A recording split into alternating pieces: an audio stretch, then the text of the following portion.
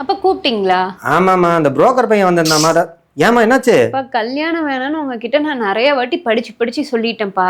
நிலைமை புரிஞ்சு நடந்துக்கோங்கப்பா. அடா அது இல்லம்மா. ஐயோ அப்பா இப்பயே என் தலையில வெயிட்ட போட்டுறாதீங்கப்பா.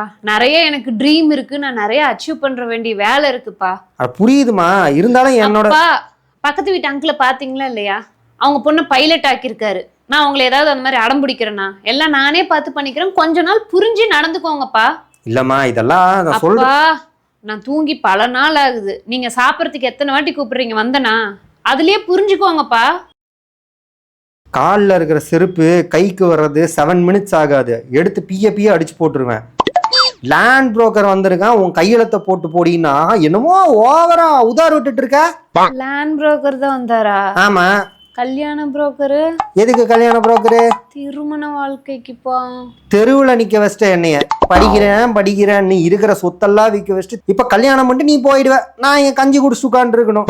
ஒரு செருப்பு தான் வச்சிருக்கேன், பிங்க வச்சிடாத. தயவு செஞ்சு போயிடுறா.